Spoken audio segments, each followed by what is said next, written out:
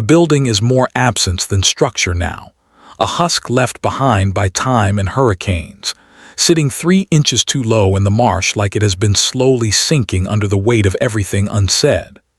The old Bayside Roller Rink looms at the edge of the mangroves, its sign a broken jaw of letters. B-Y-I-D-R Layler, gutted neon tubes filled with dead insects and rainwater. The parking lot has cracked open in spiderweb fractures, palmetto roots and stubborn grass pushing through the asphalt, reclaiming what was once smooth and fluorescent lit, and full of teenage ghosts in rented skates. Detective Ethan Marris cuts the engine and the world collapses into a thick, humming silence. No traffic, no radios, only the distant scrape of palm fronds against each other, like quiet hands applauding nothing. The air smells of salt, mildew, and some faint sweetness he can't place, like cotton candy remembered in a fever dream. Headlights fade, darkness settles vast and personal. He sits there for a moment, fingers still wrapped around the steering wheel, feeling the old familiar ache stir in his chest, the bruise of a summer that never healed right. The file on the passenger seat is thin and heavy at the same time, rubber band gone brittle with age. His name is on the outside tab in someone else's handwriting, as if that's what he was born for. Maris, Ethan, lead investigator, reopen. He didn't ask for that last word. The chief placed the file down on his desk that morning like a confession. Anonymous tip. New evidence, the chief had murmured, not quite meeting his eyes. Florida State wants us to cooperate. You're closest to it. Closest, wrong word. Ethan is not close to this case. He is welded to it. He opens the door and heat moves in like a living thing. The night presses against his face, humid and dense, clinging to his skin as he steps onto the fractured pavement. Every breath carries the chorus of nocturnal Florida, cicadas buzzing in invisible trees, frogs poolsing from the swamp, something unseen splashing far off in the black water. The roller rink watches him with boarded windows, wood swollen and warped. Rust trails down the corrugated metal like dried bloodstains, though he knows that's just what years of storms do to a place left behind. Still, his mind paints it over with memory, a strobe of color, the echo of synth pop, the slap of wheels on polished floor, girls with feathered hair and lip gloss, boys pretending not to look like they were about to break apart from the effort of seeming effortless. He remembers her here. Maris Holden, 19, night shift waitress at the Coral Diner, amateur photographer who carried a second-hand Nikon like a talisman, a girl who could turn a cigarette into a piece of choreography, smoke curling from her fingers in thoughtful loops while she listened more than she spoke. The kind of person who made you feel like the air got clearer when you stepped into her orbit. Back then, he was just Ethan from 2 streets over, skinny and sunburnt, with rental skates that didn't quite fit and a head full of music and bad ideas. He remembers watching her under the glittering disco ball, her face breaking into small, private smiles at things no one else had said. He remembers her going missing. Not here, not officially, not on the rink floor with its cheap starlight and tangled pop songs, but here in the wider circle of this town this year, this exact thickness of Florida heat. August 1984. Last seen leaving her shift at 3:07. A manager who locked up after her. A car that never made it home. A case that cracked the town open like a ripe fruit and then slowly rotted in the sun. Ethan moves toward the side entrance, his flashlight off for now. He doesn't need it yet. The night has become its own kind of vision. Sodium street lamp far in the distance, the faintest orange smear. The soft metallic sigh of his badge at his hip. The whisper of his own pulse counting out the steps.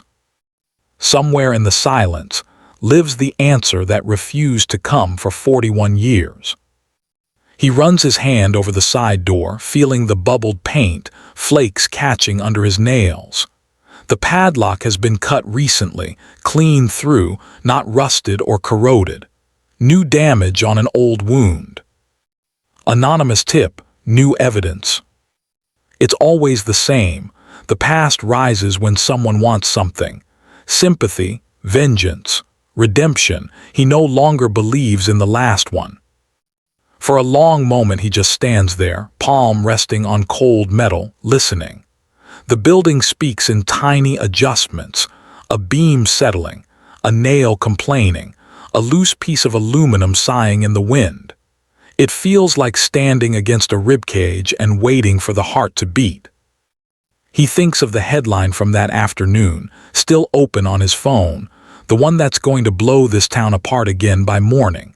Florida 1984 cold case solved, arrest shocks community. The article has no details yet, just promises, placeholders for a story that thinks it knows how to end. Some other agency, some other detective, claiming the solution to his ghost. But he knows better. A cold case doesn't solve. It claws its way back one piece at a time, pulling everyone down with it. He pushes the door open and steps inside. The darkness in the roller rink is different from the darkness outside. Thicker. It feels like walking into something's mouth. The smell hits him first. Old wood, stale beer, mold climbing up the drywall, and beneath it all, a faint note of something powdery and cheap, the residue of decades-old perfume. He clicks the flashlight on. A thin beam cuts through the black, slicing the hollow space into fragments. The concession stand is a collapsed shrine, plastic cups, a rusted popcorn machine, an overturned jar once filled with lollipops. Broken skate wheels litter the floor, tiny bright fossils from a vanished species. The mural on the far wall is faint under peeling paint. A cartoon wave, a sunset, silhouettes of skaters with their arms outstretched like they're about to be crucified. Above him, the disco ball hangs lopsided and dust-choked, reflecting his light in dull, sickly pinpricks. Ethan stands in the center of the warped wooden floor and feels time shift under him. He can hear them if he lets himself. Laughter braided with the shriek of wheels. Girls shrieking in performances of fear and boys pretending not to enjoy obeying the speed limit. A DJ mumbling dedications into a cheap microphone. Somewhere in that noise, Maris' voice, low and amused, saying his name in a way that made it sound like something he hadn't grown into yet. The silence now is so complete it vibrates. He knows he's alone in here, and yet the prickling along the back of his neck, the way the air feels crowded, tells him otherwise. This isn't about the headline, he thinks.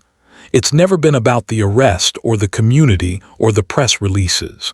For him, it's about the space between the last time he saw Maris Holden alive and every moment after. That space begins here. And tonight, for the first time in 41 years, he stepped back into it. 2. Old disappearance resurfaces after discovery of symbolic object. It starts with a box. Not the official one.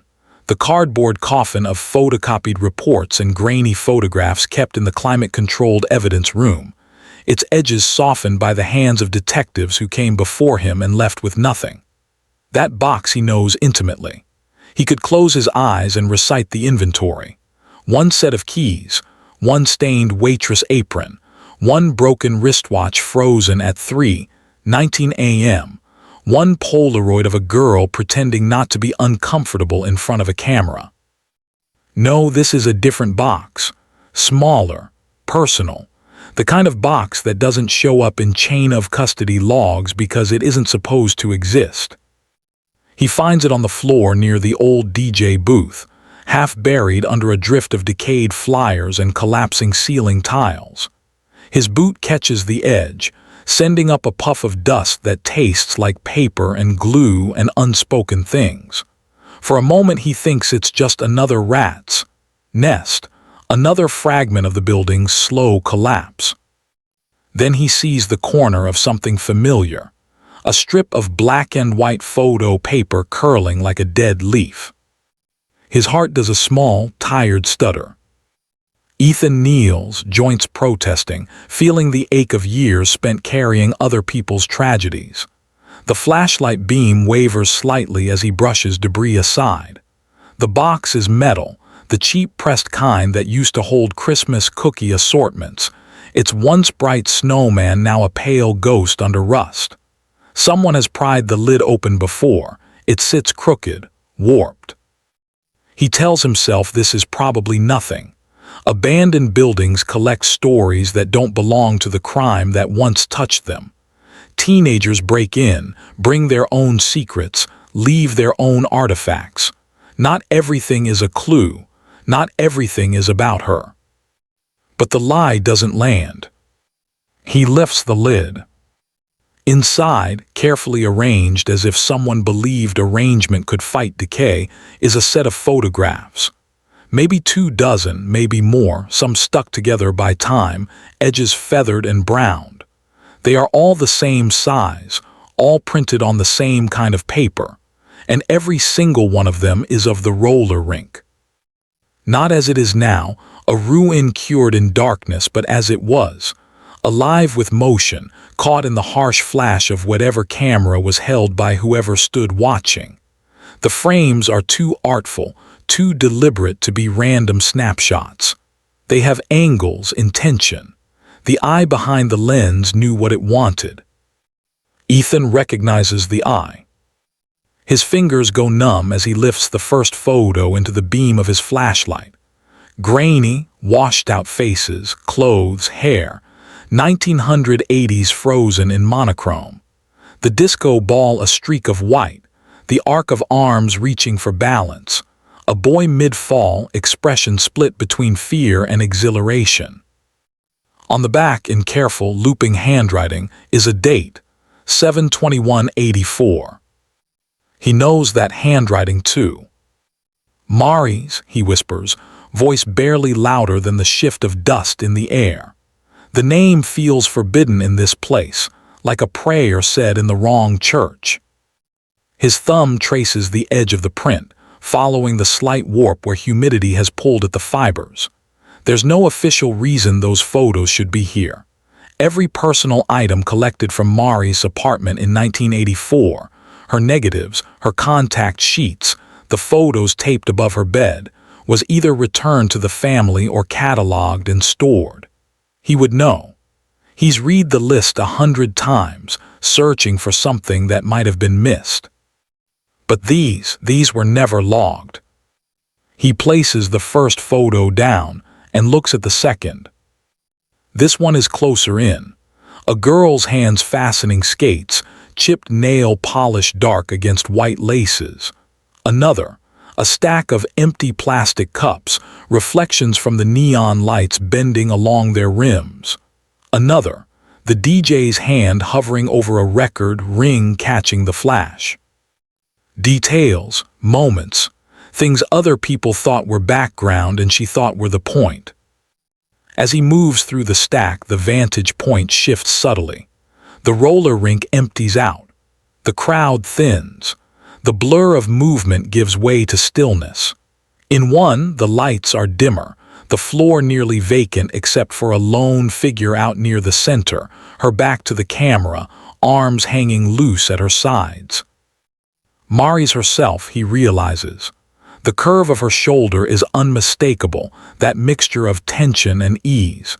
She is facing the far wall where the mural ends in a strip of unpainted cinder block.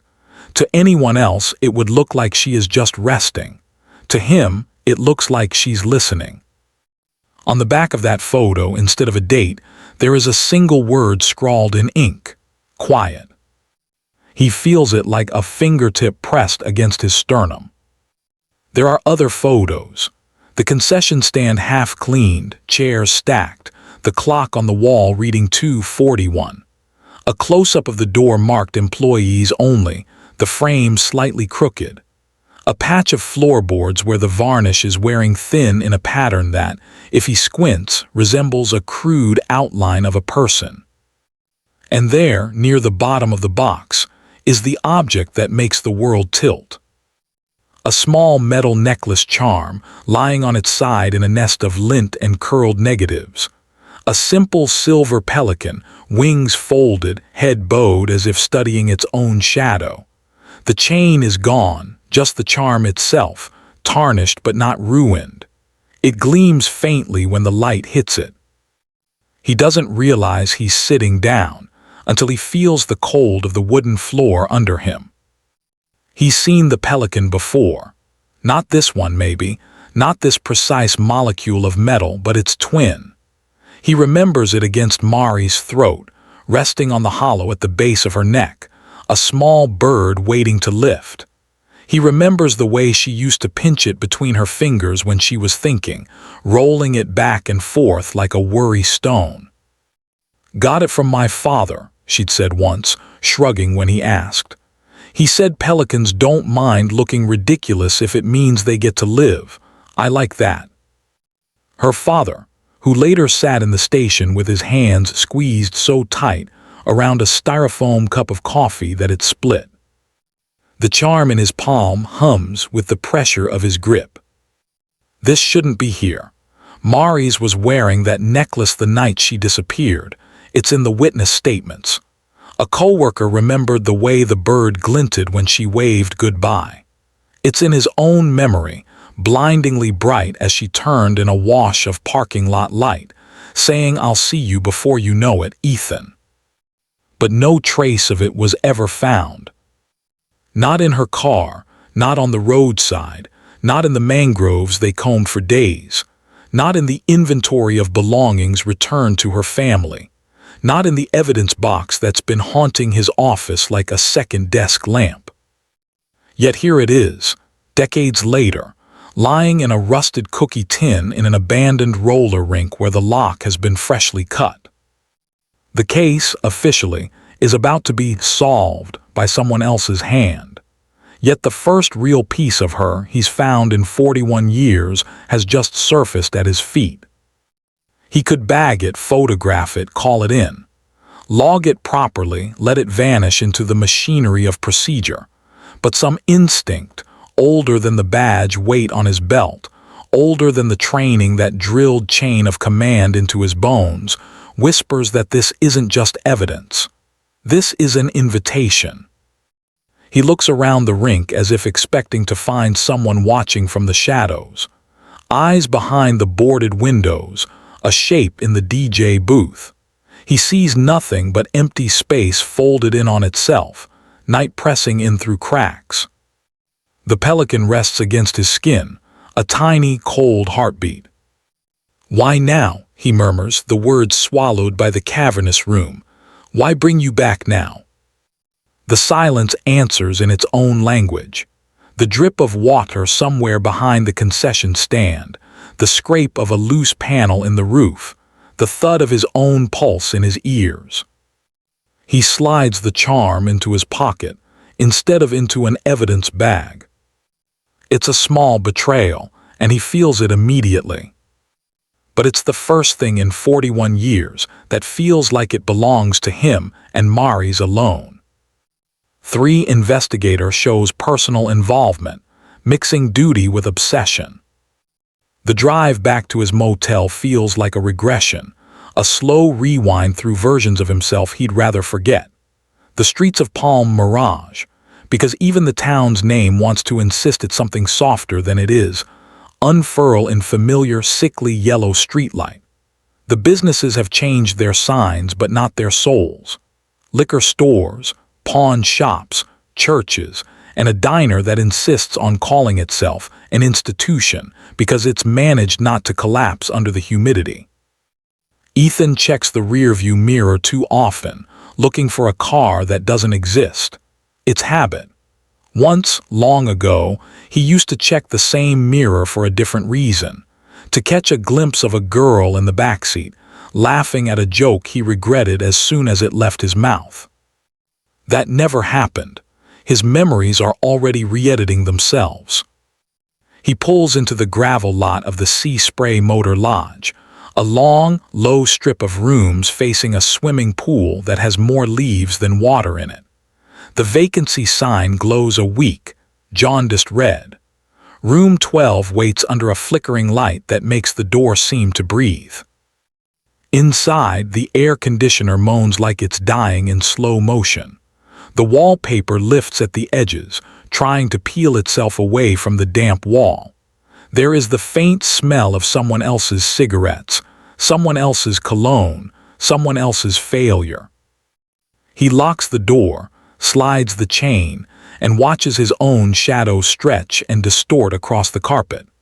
The room is small enough that his presence rearranges it. Ethan drops the official file onto the bedspread. The unofficial box, retrieved from the trunk when he arrived, he places on the cheap laminate table near the window. It looks out of place there, as if something from the past has been misplaced in a staging area for the present. He sits, the chair complains under his weight. For a moment, he simply stares at the two containers, the sanctioned one and the secret one. The career he built out of not failing her again, and the 16-ounce rusted tin that may contain the truth about how he's been failing himself all along. His hand moves toward the box before he can stop it. He tells himself he's just cataloging, just getting ahead of things, just being thorough. He phrases it in the language of professionalism, like he has a tape recorder running in his skull, and someone will one day play it back in a courtroom. But the truth is simpler and uglier. He needs to see her. He opens the tin and spreads the photographs out across the table in a careful grid. The pelican charm he places at the center, like the pivot point of a compass. The flashlight beam, now propped in a coffee mug, washes everything in an artificial dawn. Faces emerge from the grain. Skaters, employees, kids with hair sprayed into architecture, a line of girls leaning against the wall with their arms folded, sharing a joke that never made it into the frame. The roller rink is both subject and witness in every photo, its surfaces catching and reflecting the lives moving through it. He finds Maris in the edges, her reflection in a window, her hand entering the frame to adjust a focus ring, her shadow falling across someone else's face. It strikes him that even in her own photographs, she is almost never the center. "You liked it that way, didn't you?" he murmurs, thumb hovering above a small blur of her silhouette, watching everybody else, staying out of frame. Maris' official file paints her with blunt, bureaucratic strokes.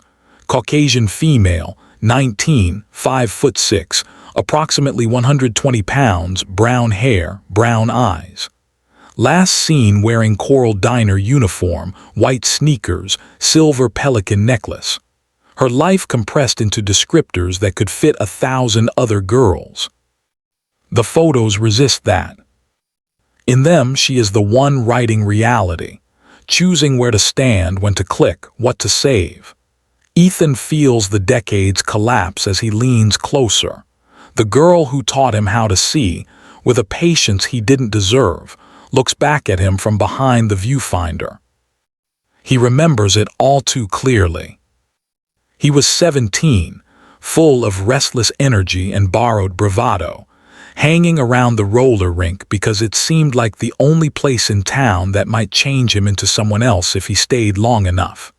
She was 2 years older, already working, already living on her own in a small apartment that smelled of fixer fluid and coffee. "You don't really look at things," she'd said once, squinting through her camera at the parking lot after closing. "You just try to get past them." He'd laughed defensive. "I look at plenty." "Yeah, tell me what you see right now."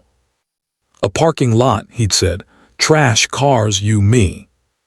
She lowered the camera then, giving him that small, amused half-smile that made him feel both seen and gently scolded. "Try again," she'd said.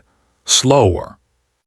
He'd never forgotten the way she turned the lens back to the world, as if to say, "It's all there, if you're willing to stand still and let it hurt a little." Back then, his fascination with her had been the warm, consuming kind. The way you fall in love with the idea of someone who seems to know a hidden language. When she disappeared, that warmth hardened into something else, something heavier. Duty, they called it later, when he joined the academy and stayed in town and step by careful step, moved himself to the place where detective slid in front of his name. But duty was just a word he used, when obsession would have sounded less honorable. Now, as he sits with her photos spread before him, he feels the old fault line inside him split further. The cop and the boy. The investigator and the one who failed to walk her to her car that night because he was too busy pretending he didn't care as much as he did. He picks up the pelican charm, rubbing his thumb along its tarnished wing. "This is evidence," he tells himself aloud, as though someone might be listening. "This should be logged." Instead, he threads it onto a length of string he finds in his duffel, tying it clumsily. The makeshift necklace hangs from his fist, the bird swinging like a pendulum of bad decisions. He slips it over his head. The metal is cold against his chest, a small shock that feels both obscene and inevitable.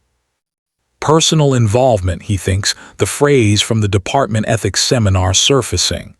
The slide with bullet points, compromised objectivity, boundary erosion, emotional entanglement.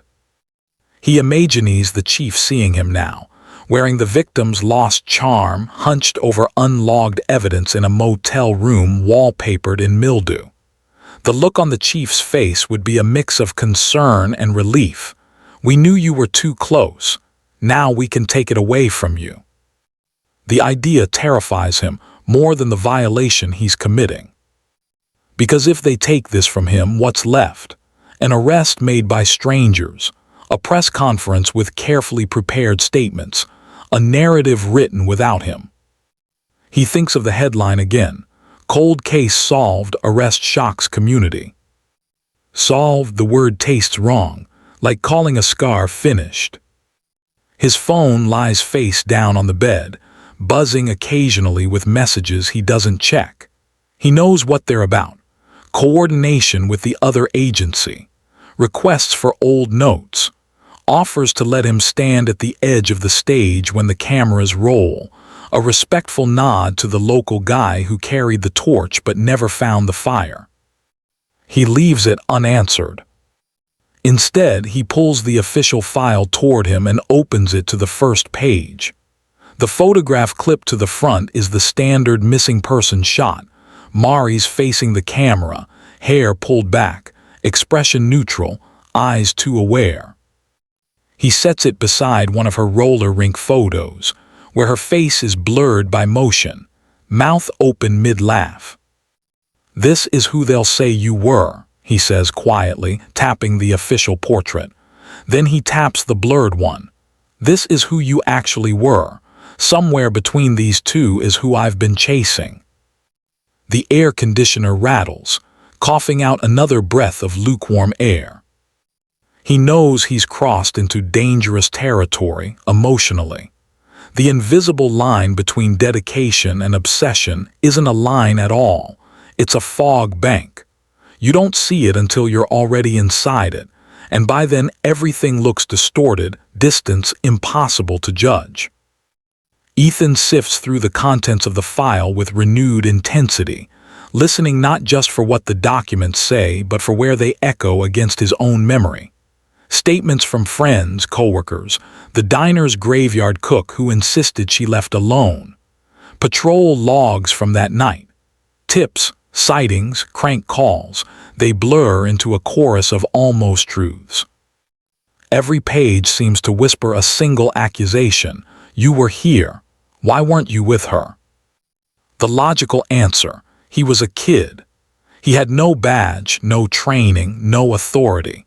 He owed her nothing more than the confused devotion of a boy in over his head. The answer his body believes. He abandoned her. Not literally. He wasn't on shift. He wasn't on call. But in some deeper, mythic way that has rewritten his entire life. He let the universe create a question mark where she used to be, and he has been trying to correct the punctuation ever since. He exhales, slow and shaky. This isn't about solving it anymore, is it? He asks the empty room. It's about proving I could have.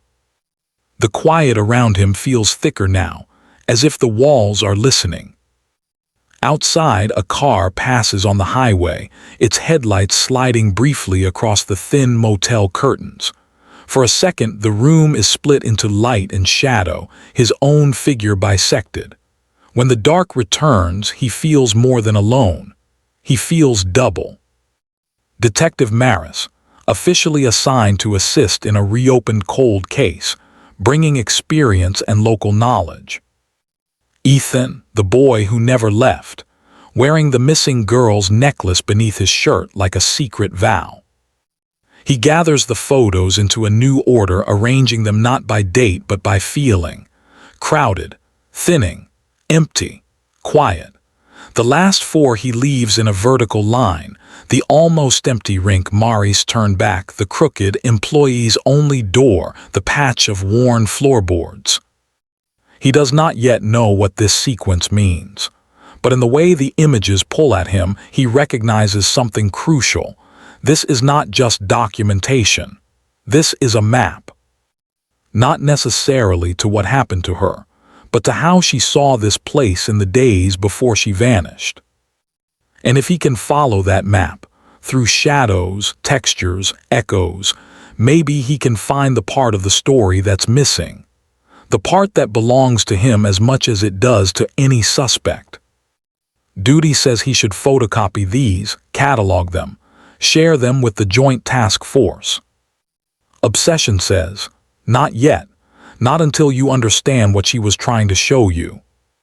He surrenders quietly to the latter. The case, on paper, is moving toward resolution in some distant office where names and dates align neatly in charts. Here, in this moth-eaten motel room, another investigation is beginning, one that runs parallel but underground, one where every clue is a mirror, and every answer risks showing him something he won't be able to live with. He turns off the light and lies back on the bed, the pelican charm cold against his heart. The dark presses in, full of memories that refuse to stay in the past. Sleep doesn't come, only images. Maris at the edge of the roller rink's faded glow, camera in hand, looking past him at something he still can't see. Her voice soft and amused. Try again, Ethan, slower. The motel room shrinks around Ethan as dawn presses a pale, reluctant light against the curtains. Florida mornings are usually loud, birds shrieking from palms, trucks grinding down the highway, sprinklers clicking alive. But here, in this stale room with its bleach-stained carpet and memories stitched into the wallpaper, the quiet feels hand-sewn, heavy, intentional. Or maybe it's just him, caught between past and present like a man waking up in the wrong body. He splashes water on his face, watching it cling to the creases beside his eyes. Age never bothered him before. Now it stares back like a witness. There are only a handful of people who ever mattered in Maris' story, the same few who still haunt the edges of his. They are threads tied so tightly to the case that pulling at one seems to tug at the others. And now, with the photos spread across the table and the pelican charm hanging around his neck, those people feel closer than they have in years, as if some unseen hand is gathering them back into orbit. He begins with the first, April Garrison, Maris' roommate in 1984. Back then, April was all quick laughter, glittering eyes, and bad decisions made with the certainty of youth. She and Maris had worked opposite restaurant shifts but shared cigarettes, rent struggles, and whispered confessions. After 2 a.m. April had been the one to report her missing, voice shaking, hands trembling as she told police Maris never came home. But the years had not been kind to April. Rumors said she drifted, burned out, vanished into her own haze of addictions and regrets. Ethan hadn't spoken to her in over a decade. He had tried once, years ago, but she'd hung up before he finished saying his name. He wonders if she's still alive, if she remembers the shape of Mari's laughter, if she still blames herself, or him. Next comes Ray Holden, Mari's father. A quiet man, soft-spoken, always smelling faintly of sawdust and turpentine from his workshop. The kind of father who taught his daughter how to fix a leaky faucet, how to sand wood smooth without splinters, how to stand her ground even when her voice shook. The kind of father who should never have had to identify the contents of a missing person file because there was nothing else to identify. Ray had aged in reverse after her disappearance, not withered but hollowed, carved down to some essential grief that nothing could refill.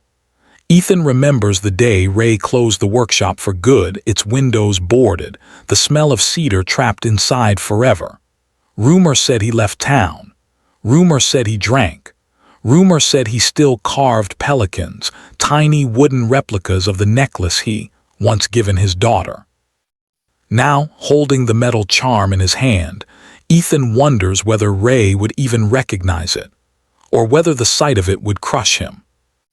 And then the hardest thread to touch, Officer Peter Lang, the last man to see Maris alive, according to the original investigation. Back then, Lang had been a young patrol officer, fresh-faced, proud, eager to prove himself. He'd claimed he saw Maris at a stoplight around 3:15 a.m., driving home from her shift. A simple, unremarkable detail that later became the last confirmed sighting. Lang retired years ago, moved north, occasionally sent Ethan a Christmas card with a picture of snow-covered barns and a polite, distant note. They had once been friends back when the case was new and their lives were smaller, tighter. But friendship rots in the presence of unanswered questions, and the case had left too many of those. Ethan had often wondered if Lang told him everything he knew. Wondered if the flicker in Lang's eyes during interviews back then meant fear or guilt. Finally, there is Sandra Lennox, Maris' manager at the Coral Diner. Stern, practical, with a habit of checking her watch every 5 minutes. Sandra had been the last to lock up the diner after Maris' shift. The woman swore everything was normal. Maris was tired but fine, counting tips, humming under her breath. Sandra still lived in town, still ran the diner, refusing to let it die the way everything else in Palm Mirage eventually did. Ethan remembered her as rigid, unyielding, but strangely tender when speaking about Maris. He'd always wondered if she knew more than she dared say. These 4 people, April, Ray, Lang, Sandra, were the emotional pillars of the original case. Their grief, their fear, their secrets had shaped the first investigation like invisible hands pushing and pulling at the truth. Now, decades later, Ethan feels them stirred awake by the emergence of the box in the roller rink. He can almost sense them, as if their names burned faintly in the air around him. Someone placed that box deliberately.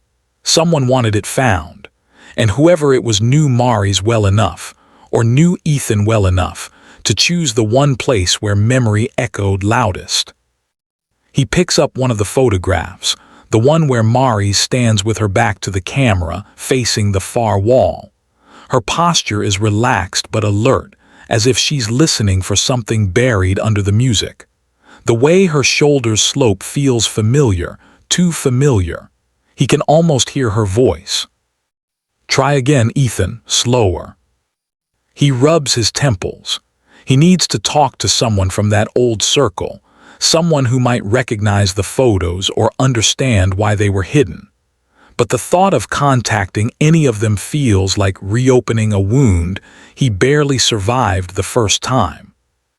Still, he knows he has to. The emotional web of the cold case is tightening again, drawing everyone back into its gravity. And in that web, Ethan is no longer just the investigator. He is part of the story. He stands, palms sweating, heart pounding in a way he hasn't felt since he wore cheaper clothes and answered to someone else's badge number. He picks up his phone. The contacts list feels like a graveyard.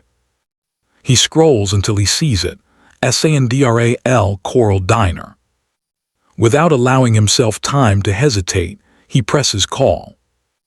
The line rings once, twice, 3 times. He's about to hang up when a voice answers, raspy, tired, and unmistakably wary. Ethan. He closes his eyes. Some ghosts don't need to be summoned. They recognize your voice the moment you walk near the grave. 5. Symbolic clues, photos, diary, patterns build intellectual intrigue. Sandra Lennox's voice trembles with sleep and memory as she agrees to meet him at the diner before opening hours. By the time Ethan arrives, the sky is a muted pink, and the neon sign out front flickers with exhausted persistence. The Coral Diner looks the same as it did in the 80s, a time capsule sealed with grease, chrome, and broken promises. Sandra is wiping down the counter when he enters, her movements slow but practiced. Her hair is thinner, her face lined, but her eyes shrewd, assessing, haven't softened with age. You look like hell, she says, not unkindly. Been a long night. Been a long 41 years. He takes a seat at the counter. She pours coffee without asking. The mug is chipped but warm. What brought all this back? She asks, leaning against the sink.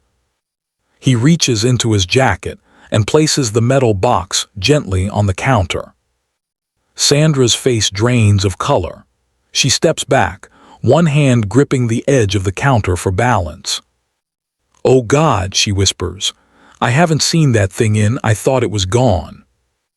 Ethan stiffens. You recognize it. Sandra nods slowly. Ray brought it here once, maybe a month after she disappeared, said it was Mari's personal box, photos she didn't keep in albums, said someone had left it on his porch. Ethan's pulse spikes. Left it. He thought it was a sick joke, Sandra whispers. Thought someone was taunting him. Ethan opens the lid. As the photographs spill into the light, Sandra's hand covers her mouth. I remember that charm, she says shakily. Maris used to play with it when she talked, always twisting it. I found it in the roller rink, he says quietly. Sandra stares at him, but that necklace was never found. I know. What does that mean? Ethan doesn't answer. Instead, he begins sorting the photos again, this time in front of Sandra, letting her reactions guide him. She leans closer with each image, first curious, then troubled, then deeply, irrevocably shaken. These weren't taken the week she disappeared, Sandra murmurs. Some of these are older, months older. Look at the angles, Ethan says. She wasn't shooting crowds, she was shooting patterns. The more they examine, the more a structure emerges from the chaos. Repeated shots of the employee's only door, always from slightly different distances. An unusual number of photos featuring the far corner of the rink, the darkest part of the room. A sequence of 3 frames capturing what looks like a reflection of a figure in the concession window, almost hidden in the blur. And finally, a chilling pattern Ethan hadn't seen before. In the last 6 photographs, in faint pen, someone had written a single letter on the back of each. Quit. You think she was trying to tell someone something, Sandra whispers. Or warn someone. Sandra meets his eyes. Why would Maris hide these photos? Ethan hesitates, then says what he already knows. She didn't. Then who? The person who took them. Sandra sits heavily, but Maris took all her photos herself. Most, Ethan says carefully, not all. They both fall silent. The implications crawl through the room like cold fog. Someone else had used her camera. Someone else had watched her closely, too closely. Someone else had hidden the photos for decades. Someone who knew exactly where Ethan would find them. In the sudden hush of the diner, Sandra's voice is barely a breath. "Ethan, you don't think someone was stalking her?" He exhales slowly, the truth settling like ash. "I think someone followed her long before she disappeared." The weight of that thought presses down on both of them. And somewhere in the middle of those old photos, in the repetition and obsession and fear that seep from their edges, Ethan feels a familiar presence tugging at him. The version of himself that once watched Maris from across a roller rink floor. Wanting to understand her. Wanting to protect her. Wanting, maybe, to be the one she looked back for. Was he any different from the person who took these? The photos answer in silence. 6. Twist questions investigators' perception, blurring truth and delusion. When Ethan leaves the diner, the Florida sun has broken through the clouds, casting a pale, hazy glow over the parking lot. It should feel grounding, but instead it feels accusatory, too bright for someone carrying 41 years of shadows. He drives with the window cracked, letting humid air seep in.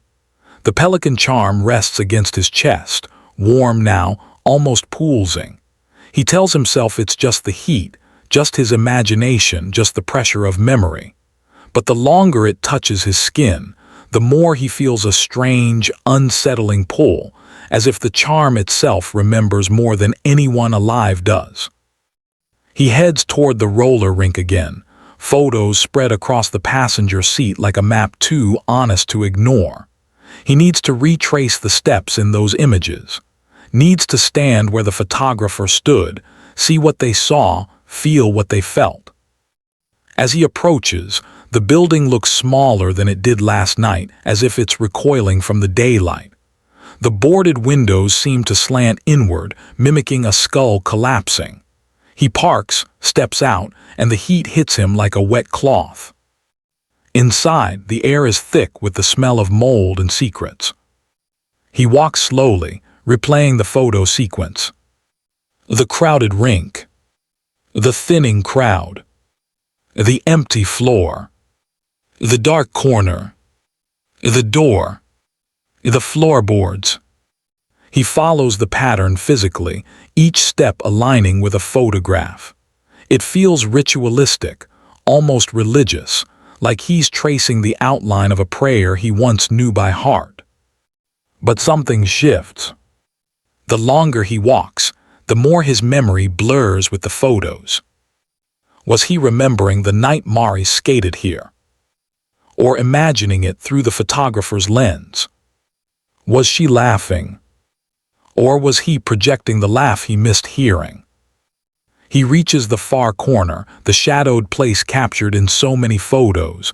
It's colder here, the air more still. His footsteps sound muffled, swallowed by something unseen. He closes his eyes, trying to summon a clear memory. But what comes is wrong. He sees Maris, standing in this corner, but not in the soft posture of reflection captured in the images. She looks frightened. He inhales sharply. That night, had she seemed afraid, had she said something, had she looked back at him for help and he missed it? Memory is a treacherous thing. It rewrites itself when left unattended. And Ethan has been tending this one like a wound. He moves toward the employee's only door. The wood is splintering but intact. He touches the knob. It's cold, too cold. In the dim light, something flickers at the edge of his vision, a shadow gliding across the room. He whips around, breathing shallow. No one. Just dust floating in a beam of light. But it doesn't feel empty. He takes a slow step back, heart hammering. The silence becomes suffocating, like a pressure system settling around him. He feels dizzy, the room spinning slightly. He grips the nearest table to steady himself. Then he hears it. A soft click, like a camera shutter. He freezes. The sound comes again, faint, distant but unmistakable, the crisp mechanical blink of a vintage Nikon. His breath hitches. Maris. The word escapes without permission. The silence swells. He steps toward the source of the sound, flashlight trembling in his grip. But with every step, doubt coils inside him. What if the shutter wasn't real? What if the sound came from his memory, not the room? What if the line between investigation and obsession has been crossed so quietly he didn't notice? What if someone else never stalked her? What if the gaze in those photos, the repeating angles, the creeping closeness, the fixation on her movement? What if it had been his?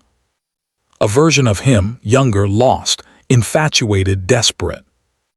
A version he buried. A version he doesn't trust. He stops in the center of the rink, chest heaving, the charm burning against his skin. His own reflection in the lopsided disco ball looks distorted, stretched into a stranger. For a moment, just one, he cannot tell whether the cold case he's solving belongs to Maris, or whether he's been investigating himself. 7. Ending feels haunting and unresolved. Truth brings no peace. The sun is low by the time Ethan leaves the roller rink, but the world feels darker than before. Not night dark, but truth dark. The kind of dimness that settles in your bones when you realize some answers were never meant to be uncovered. He drives without destination, the Florida landscape blurring into swamps, sagging houses, chain-link fences, motels, and crossroads. Palm Mirage stretches endlessly in all directions, a labyrinth made of the past. The pelican charm feels heavier now, dragging at the string around his neck. He pulls over near the water, an inlet choked with cattails and murky reflections. The air is thick and warm, carrying the drone of insects and the faint smell of brine. He steps out and walks to the water's edge. The surface ripples, disturbed by something unseen beneath. A fish, a gator, or perhaps just the ghost of a memory. He crouches, staring at his reflection. For a moment he almost sees her beside him. Maris, crouched the same way, camera in hand, looking into the lens instead of the water. He whispers, "What were you trying to tell me?" The water gives no answer. He sits back on the grass, hands shaking as he rifles through the photos again. But they look different now. Less like clues and more like confessions. Each image whispers something he doesn't want to hear. He tries to piece together the timeline, the angles, the perspective, the obsession captured in the shots, the silent warning spelled out by the letters QUIET. But the more he tries, the more the truth slips through his fingers. Did Maris take these photos? Did someone else take them? Did he?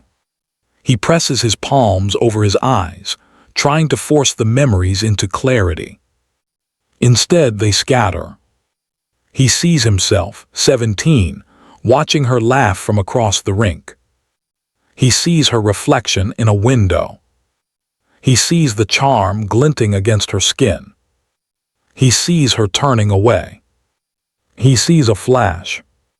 He hears the shudder. He hears himself calling her name.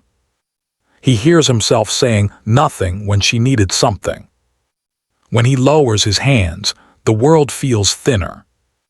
He realizes something with sudden, painful clarity. The truth was never the point. Not for the killer. Not for the town.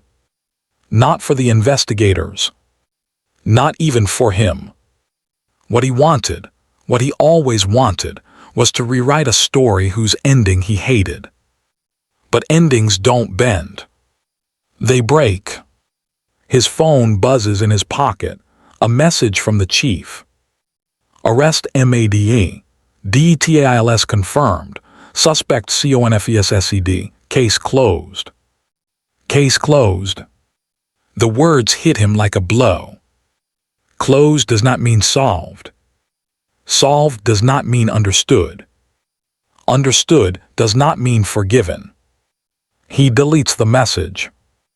The sun dips fully behind the mangroves, leaving only the metallic glint of the pelican charm in his hands.